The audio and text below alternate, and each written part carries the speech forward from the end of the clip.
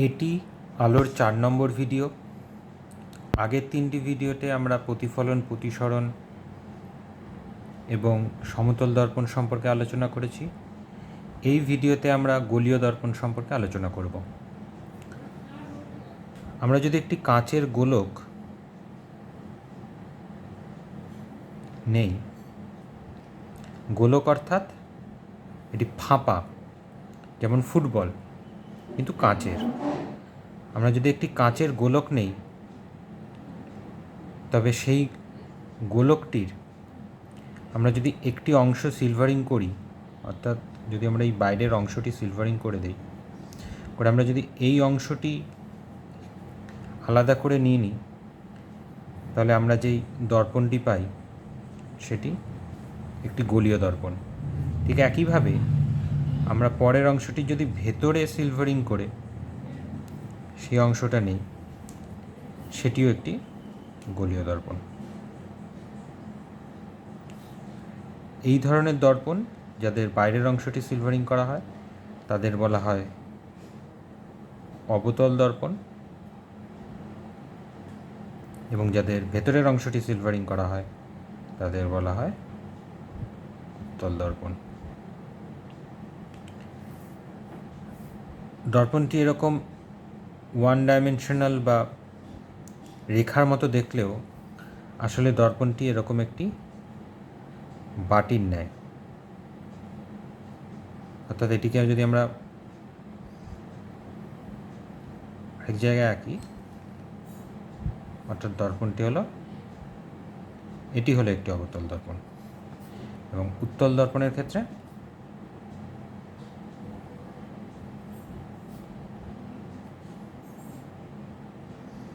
অর্থাৎ ভেতরের অংশটি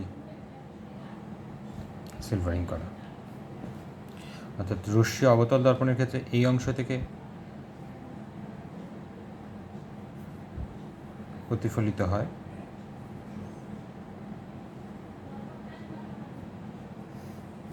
এবং এই অংশ থেকে বাইরের অংশ থেকে প্রতিফলিত হয়।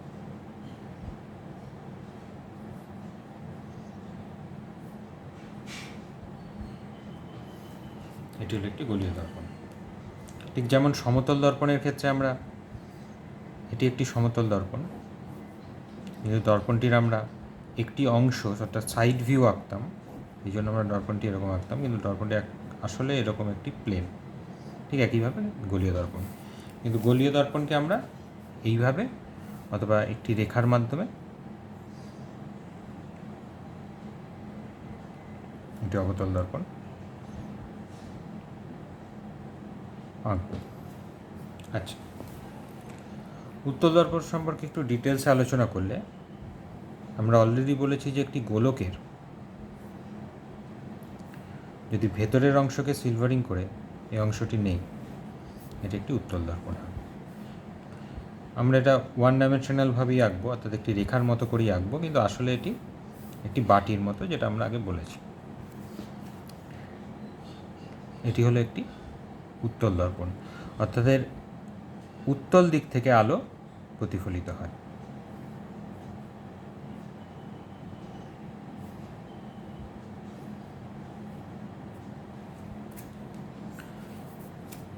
ঠিক একইভাবে অবতল দর্পণ যদি আমরা আঁকি, তাহলে একটি গোলকের বাইরের অংশটি সিলভারিং করে এই অংশটি যদি আমরা নেই, তাহলে এটি একটি অবতল দর্পণ, এবং এই দর্পণের ভেতরের অংশ থেকে আলো প্রতিফলিত হয়।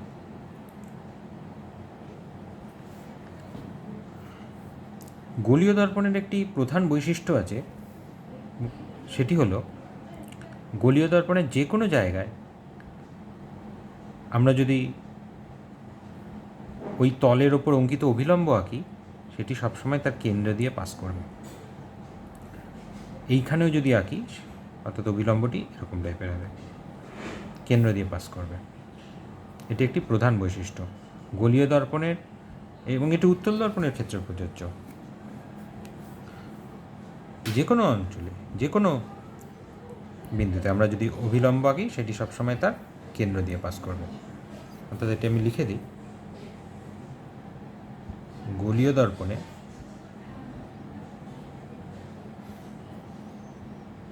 কোনো বিন্দুতে অঙ্কিত অভিলম্ব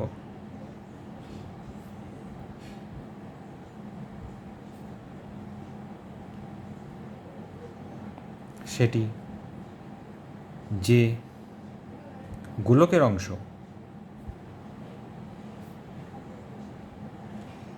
তার কেন্দ্রবিন্দু দিয়ে নির্গত হয়। অর্থাৎ এই বিন্দুতে যদি একটি আলোকরশ্মি এসে আপতিত হয় তার ক্ষেত্রে অঙ্কিত অভিলম্ব হবে এটি, অর্থাৎ এই কোণের সাথে সমান কোণ করে সেটি নির্গত হবে। যদি এই বিন্দুতে একটি অংশ আলোকরশ্মি এসে আপতিত হয় তাহলে এই বিন্দুর অঙ্কিত অভিলম্ব হবে এটি, অর্থাৎ এই কোণের সমান কোণ করে এইভাবে প্রতিফলিত হবে। অবতল দর্পণের ক্ষেত্রে সমান, অর্থাৎ এটি একটি অবতল দর্পণ। যে কোনো বিন্দুতে এটি ধরে নিচ্ছি এটা যে গোলকের অংশ তার কেন্দ্র হলো এটি, অর্থাৎ এই অংশে যদি একটি আলো এসে আপতিত হয় তাহলে তার অঙ্কিত অভিলম্ব হবে এটি, অর্থাৎ এই কোণের সমান কোণ করে নির্গত হবে। এবার আমরা কয়েকটি প্রয়োজনীয় সংজ্ঞা সম্পর্কে আলোচনা করব। প্রথমটি হচ্ছে মেরুবিন্দু। এটি একটি অবতল দর্পণ, এটি একটি উত্তল দর্পণ। এই দর্পণটির মাঝখানের যে বিন্দুটি, অর্থাৎ এই প্রান্ত এবং এই প্রান্তের ঠিক মাঝখানে, অর্থাৎ এই প্রান্ত থেকে মাঝে, এই প্রান্ত থেকে সমান দূরত্বে, দুটি সমান দূরত্বে, অর্থাৎ এর মাঝে বিন্দুটি, এটিকে বলা হয় মেরুবিন্দুটি, মেরুবিন্দু অথবা মধ্যবিন্দু। উত্তল দর্পণের ক্ষেত্রে এক, জাস্ট মাঝের বিন্দুটি, মেরুবিন্দু বা মধ্যবিন্দু। এবং এটি খুব ইম্পর্ট্যান্ট একটা বিন্দু, কারণ দর্পণের ক্ষেত্রে আমরা যে কোনো দূরত্ব মাপি তা সবসময় তার মেরু অথবা মধ্যবিন্দু থেকে মাপি। 2 নম্বর, বক্রতা কেন্দ্র। বক্রতা কেন্দ্র কাকে বলে?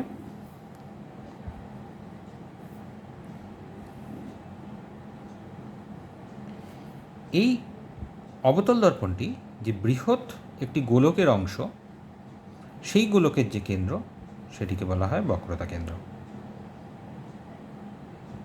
ঠিক একইভাবে উত্তল দর্পণটিও এটি বৃহৎ গোলকের অংশ, সেই গোলকের যে কেন্দ্র সেটাকে বলা হয় বক্রতা কেন্দ্র। একটা বিষয় লক্ষ্য করা যাক যে গোলকটি যেই দিকে বাঁকা সেই দিকে বক্রতা কেন্দ্র থাকে, অর্থাৎ অবতল দর্পণের ক্ষেত্রে তার বাঁ দিকে, অর্থাৎ বাঁকা দিকটিতে এই দিকে, এবং উত্তল দর্পণের ক্ষেত্রে তার ডান দিকে, এক্ষেত্রে ডান দিকে, অর্থাৎ তার বাঁকা দিকটিতে বক্রতা কেন্দ্র অবস্থান করে। এটি খুব ইম্পর্টেন্ট জিনিস, কারণ পরবর্তীকালে অঙ্ক করার ক্ষেত্রে সাইন কনভেনশনের সময় এই জিনিসটি কাজে লাগে। ঠিক আছে, বক্রতা কেন্দ্র হলো তাহলে যে গোলকের অংশ সেই গোলকের কেন্দ্রবিন্দুটা বক্রতা কেন্দ্র। আগে আমরা মেরুবিন্দু এঁকেছি, জাস্ট দর্পণটির মধ্যবিন্দু হলো মেরুবিন্দু। 3 নম্বর হচ্ছে বক্রতা ব্যাসার্ধ। এটি একটি উত্তল দর্পণ, এটি একটি অবতল দর্পণ, আমরা দুটোর ক্ষেত্রেই আঁকবো। উত্তল দর্পণ যে বৃহৎ গোলকের অংশ, সেই গোলকের যে ব্যাসার্ধ, অর্থাৎ মেরুবিন্দু থেকে গোলকের ব্যাসার্ধ, বা এটিও এর ব্যাসার্ধ, এটিও এর ব্যাসার্ধ, যে কোনো ব্যাসার্ধই হলো তার বক্রতা ব্যাসার্ধ। অবতল দর্পণের ক্ষেত্রে এটি যে গোলকের অংশ, সে ব্যাসার্ধটি হলো তার বক্রতা ব্যাসার্ধ। সেটি এই ব্যাসার্ধও হতে পারে, এই ব্যাসার্ধ হতে পারে, যে কোনো ব্যাসার্ধই হলো তার বক্রতা ব্যাসার্ধ। আমরা সাধারণত অঙ্ক করার সময় মেরুবিন্দু থেকে বক্রতা ব্যাসার্ধ মাপি। এরপর হচ্ছে প্রধান অক্ষ।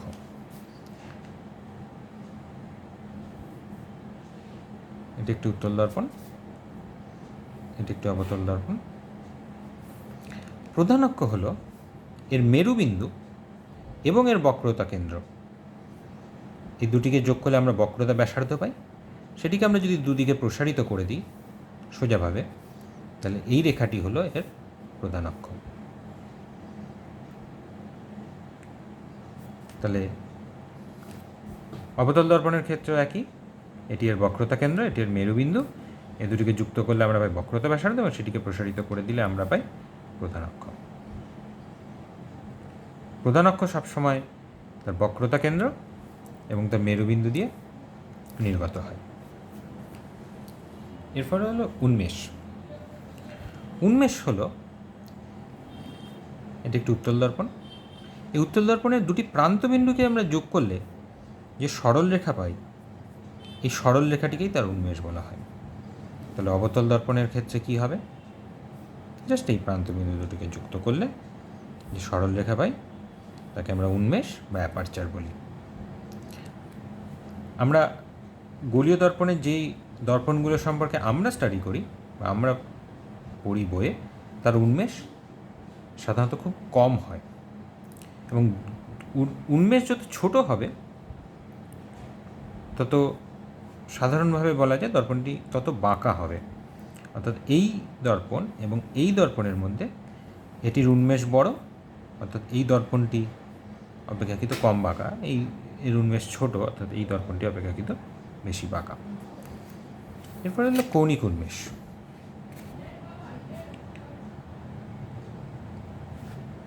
কৌণিক উন্মেষ হলো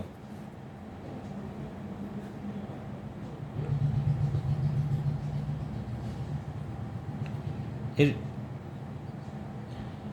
যেই সরলরেখা, দুটো প্রান্তবিন্দুকে যুক্ত করলে আমরা যে সরলরেখা পাই এটিকে তার উন্মেষ বলে। সেটি তার বক্রতা কেন্দ্রে যে কোণ তৈরি করে, অর্থাৎ এটি একটি গোলকের অংশ, সেটি তার বক্রতা কেন্দ্রে যে কোণের সৃষ্টি করে সেই কোণটিকে এর কৌণিক উন্মেষ বলে। অর্থাৎ আমরা যদি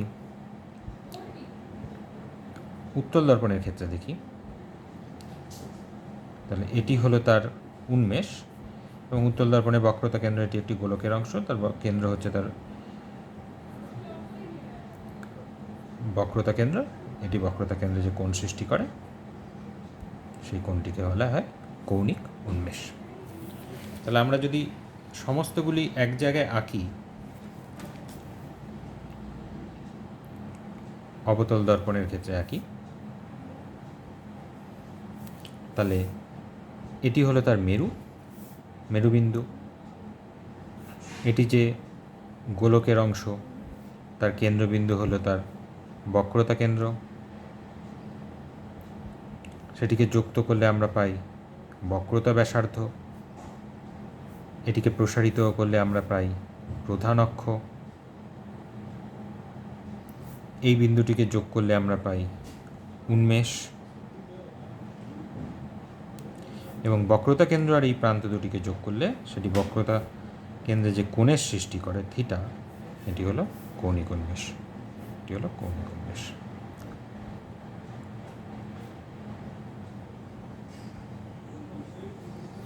ঠিক একইভাবে আমরা যদি উত্তল দর্পণের ক্ষেত্রে আঁকি, এটি হলো তার মধ্যবিন্দুটি হলো তার মেরুবিন্দু। সেটি যে গোলকের অংশ, তার কেন্দ্রটি হলো তার বক্রতা কেন্দ্র। এটি তার মেরুবিন্দু, এটি তার বক্রতা কেন্দ্র। এটিকে যোগ করলে আমরা পাই বক্রতা ব্যাসার্ধ। সেটিকে বাড়িয়ে দিলে আমরা পাই প্রধান অক্ষ এবং এর দুটি প্রান্তবিন্দুকে আমরা যোগ করলে পাই উন্মেষ এবং এই উন্মেষটিকে বক্রতা কেন্দ্রে যুক্ত করলে আমরা যে কোণটা পাই সেটাকে বলা হয় কৌণিক উন্মেষ।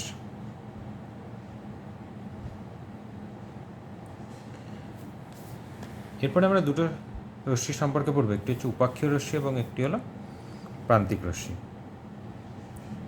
এটি একটি দর্পণ, অবতল দর্পণ, তার এটি হলো প্রধান অক্ষ।